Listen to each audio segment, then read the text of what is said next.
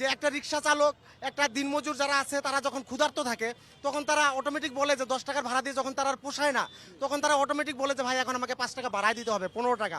তো তখন তারা 2-1 দিন চাওয়ার পরেই তখন আমরা জনগণ, সাধারণ জনগণ আমিও দিয়ে দেই, 2-3 দিন চাওয়ার পরে 15 টাকা আমি দিয়ে দেই।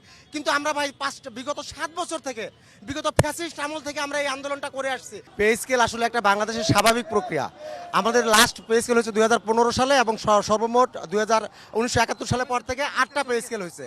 অর্থাৎ স্বাধীনতার 50 বছরের মধ্যে আমরা 8টা পে স্কেল পাইছি। তার মানে স্বাভাবিকভাবে 5 বছর পর পর পে স্কেল দেওয়া হয়।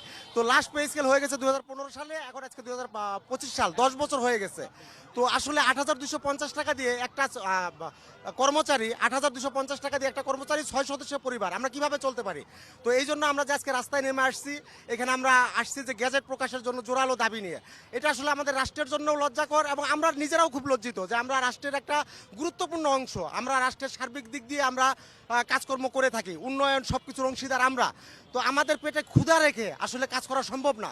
তো আমাদের পেটে ভাই ক্ষুধা, তো ক্ষুধাটা কীরকম আপনারা যদি বলেন যে একটা রিক্সা চালক, একটা দিনমজুর যারা আছে তারা যখন ক্ষুধার্ত থাকে তখন তারা অটোমেটিক বলে যে 10 টাকার ভাড়া দিয়ে যখন তারা আর পোষায় না তখন তারা অটোমেটিক বলে যে ভাই এখন আমাকে 5 টাকা বাড়ায় দিতে হবে, 15 টাকা।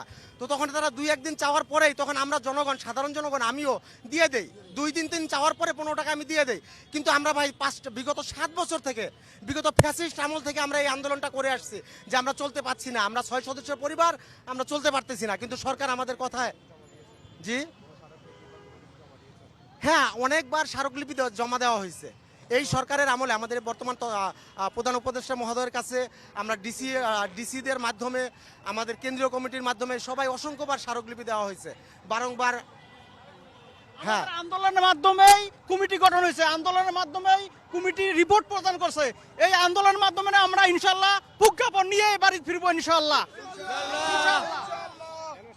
হ্যাঁ, ফেসকালটা হইল ন্যায্য দাবি। বর্তমানে সরকারের মানে ফেসকালটা এই কমিটি গঠন করছে, এই বাস্তবায়ন করার কথা ছিল।